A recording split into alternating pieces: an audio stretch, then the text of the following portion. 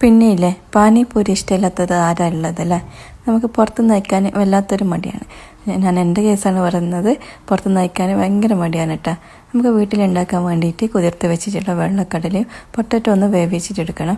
ഇനി മിക്സിൻ്റെ ജാറിലേക്ക് മല്ലിയില, പുതിനയില, പച്ചമുളക്, ഇഞ്ചി, ഉപ്പ് ഇട്ട് കുറച്ച് വെള്ളം ഒഴിച്ചിട്ടൊന്ന് അരച്ചെടുക്കണം കേട്ടോ. അത് ഇനി ഞാനൊന്ന് അരിച്ചെടുക്കുന്നുണ്ട്. ഇനി അതിലേക്ക് ആ ഒരു പെർഫെക്റ്റ് ടേസ്റ്റ് കിട്ടാൻ വേണ്ടിയിട്ട് കുറച്ച് ചാറ്റ് മസാലയും കൂടി ഇട്ടെടുക്കുക.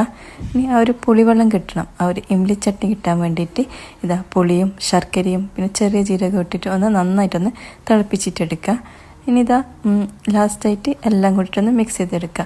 പൊട്ടറ്റോവും കടലയും സവാളയും മല്ലിയില ഇട്ടിട്ടൊന്ന് മിക്സ് ചെയ്തെടുക്കുന്നുണ്ട്. റെഡിമെയ്ഡ് പാനിപൂരി ഒന്ന് എയർ ഫ്രയറിലിട്ടിട്ട് നല്ല പെർഫെക്റ്റായിട്ട് കിട്ടുന്നുണ്ട് കേട്ടോ. ഇനി നമുക്ക് അതെല്ലാം കൂടിയിട്ടൊന്ന് ഫില്ല് ചെയ്തെടുക്കാം. പാനിപൂരി കഴിക്കാൻ പൂതിയുള്ളവർ എന്തായാലും ഒന്ന് ട്രൈ ചെയ്ത് നോക്കുക. പേജ് ഒന്ന് ഫോളോ ചെയ്ത് സപ്പോർട്ട് ചെയ്യണേ.